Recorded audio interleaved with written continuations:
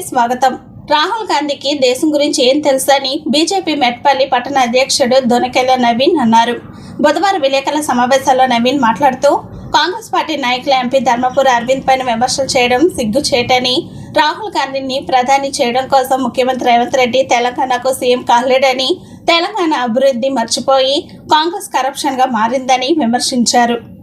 నిన్న కాంగ్రెస్ పార్టీ నాయకులు మా యొక్క ప్రియతమ నాయకులు ధర్మపురి అరవింద్ గారి పైన విమర్శలు చేస్తూ వారి యొక్క దిష్టిబొమ్మను దానం చేయడం జరిగింది ఈ యొక్క మెట్పల్లి పట్టణంలో. నేను అడుగుతా ఉన్నాను, భారతీయ జనతా పార్టీ పార్లమెంటు సభ్యులు మా యొక్క ప్రియతమ నాయకులు ధర్మపురి అరవింద్ గారు ఏ తప్పు చేసిందని చెప్పి మీరు దిష్టిబొమ్మలు దానం చేస్తూ ఉన్నారు, ఏ తప్పు చేసిందని చెప్పి మీరు ప్రెస్ మీట్లు పెట్టి విమర్శిస్తూ ఉన్నారు.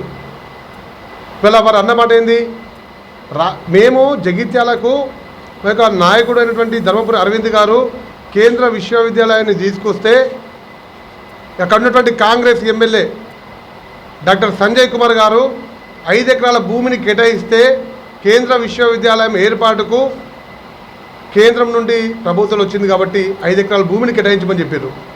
5 ఎకరాల భూమి అందరికీ అందుబాటులో ఉండాలి అని చెప్పి చలగల్ ప్రాంతంలో దాన్ని 5 ఎకరాల భూమిని పరిశీలన చేసి అక్కడ ఇవ్వని చెప్పి వారు కోరుతూ ఉన్నారు. కానీ అక్కడ ఉన్నటువంటి స్థానిక ఎమ్మెల్యే కేవలం 2 ఎకరాలు మాత్రమే ఇస్తాం, ఆ చలగల్లో భూమిని ఇవ్వమని చెప్పి అంటున్నారు.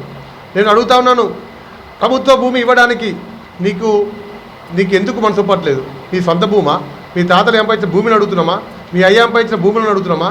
ప్రభుత్వ భూమిని ప్రభుత్వ పాఠశాలకు ఇవ్వని చెప్పంటే మీరు ఇవాళ ఎందుకు నిర్లక్ష్యం చేస్తూ ఉన్నారు? గత సంవత్సరం మంజూరైనటువంటి కేంద్ర విశ్వవిద్యాలయం ఒక 1 ఇయర్ ఇప్పటికే లాస్ అయిపోయింది.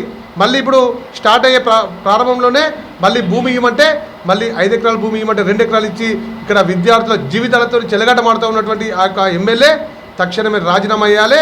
ఆ యొక్క జగిత్యాల ప్రజలకు కూడా సమాధానం చెప్పాలి ఎందుకు ఇస్తలేవో అని చెప్పి. ఇవాళ కాంగ్రెస్ పార్టీ నాయకులు ప్రెస్ మీట్ పెట్టి విమర్శిస్తూ ఉన్నారు. రేవంత్ రెడ్డిని 2029లో ప్రధానమంత్రి చేయాలని చెప్పి.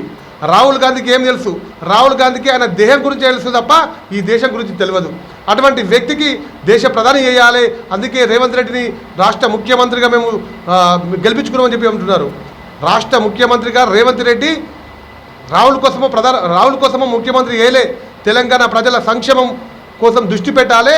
ఈ తెలంగాణ రాష్ట్రంలో అనేక మంది ఉద్యోగులు, అన్ని వర్గాల ప్రజలు ఇవాళ ఇబ్బంది పడుతూ ఉన్నారు. ప్రభుత్వ ఉద్యోగులకు కనీసం సాలరీ ఇచ్చే పరిస్థితిలో తెలంగాణ రాష్ట్రం లేదు. కేంద్ర ప్రభుత్వం ద్వారానే ఈ యొక్క తెలంగాణ రాష్ట్రం ప్రభుత్వం నడుస్తూ ఉన్నది. కేంద్ర ప్రభుత్వం నిధుల ద్వారానే ఈ తెలంగాణ డెవలప్మెంట్ అవుతూ ఉన్నది. అది గుర్తుంచుకోవాలి కాంగ్రెస్ పార్టీ నాయకులు.